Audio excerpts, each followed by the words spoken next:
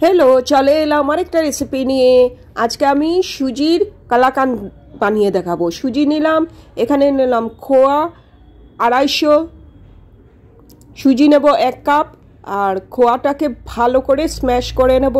निये निलाम 1 लिटार दूध, चीनी नेब स्वाद अनुसारे, एलाइची नेब और एक कड़ाई। ওই যে কড়াইটা আমি বসিয়ে দিয়েছি এখানে।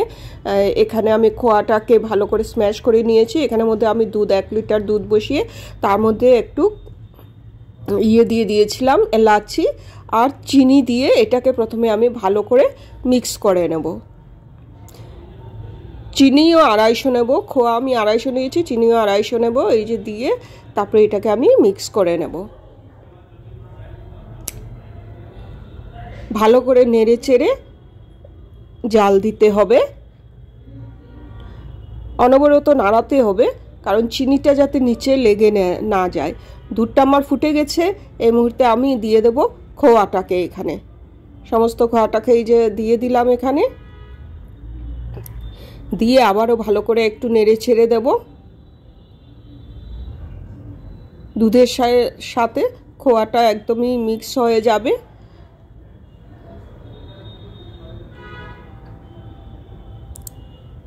খোয়াটাকে এরকম হাত দিয়েও গুঁড়ো করে নেওয়া যায়, আবার কদ্দুকসেও নেওয়া যায়।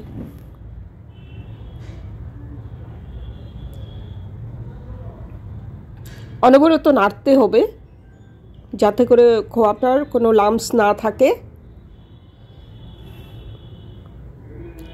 দুধটা আমার অনেকটাই কমে এসছে। এই সময় আমি দিয়ে দেব 1 কাপ সুজি।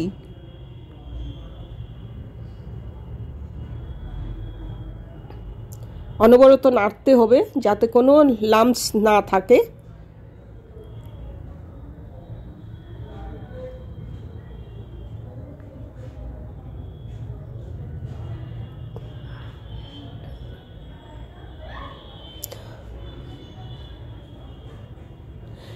এই জায়গাতে আমি পেস্তাও দিতে পারতাম, কিন্তু কি পেস্তাটাকে আমি অ্যাকচুয়ালি নুন দিয়ে ভেজে ফেলেছি, এই জন্য এখানে দেওয়া যাবে না।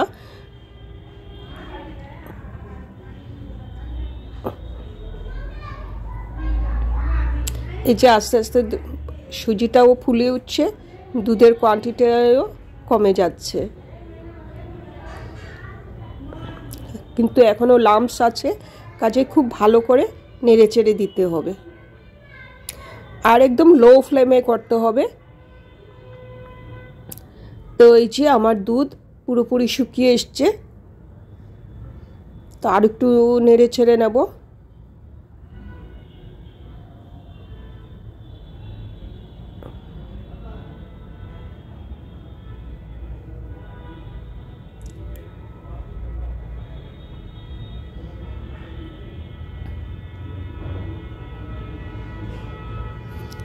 তো এখন একটা প্লেটের মধ্যে আমি একটু ঘি নিয়ে পুরো প্লেটটাকে লাগিয়ে নেব প্লেটটার মধ্যে, যাতে করে যখন আমি সন্দেশটা বানাবো সেটা নিচের মধ্যে যাতে লেগে না যায়, উঠাতে যাতে কষ্ট না হয়। তো প্লেটটাতে এই যে পুরো ঘি লাগিয়ে নিয়েছি। এখন আমি পুরোটা মিশ্রণ উঠিয়ে নেব থালাটার মধ্যে।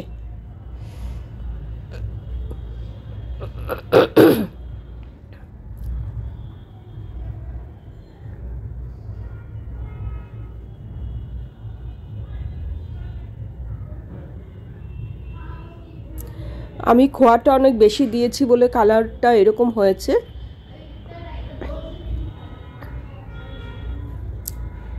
খুবই সুন্দর কালারটা হয়েছে। হাতের মধ্যে একটু ঘি লাগিয়ে তারপরে এটাকে আমি চেপে চেপে সমস্ত থালাটার মধ্যে এইভাবে ছড়িয়ে দেব। তো এখন একটা ছুরি দিয়ে এটাকে আমি স্কোয়ার শেপে পুরো কেটে নেব।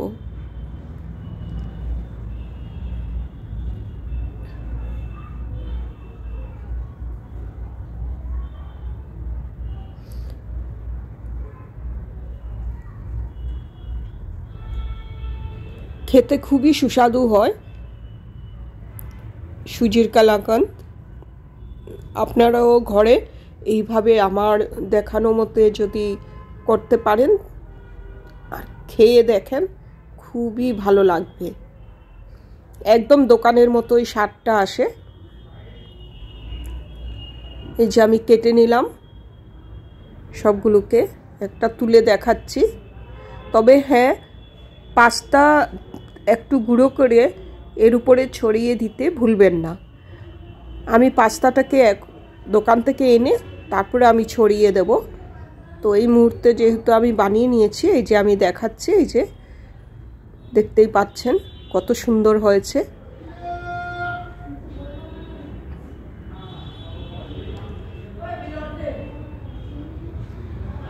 খেতেও একদম দোকানের মতোই লাগবে।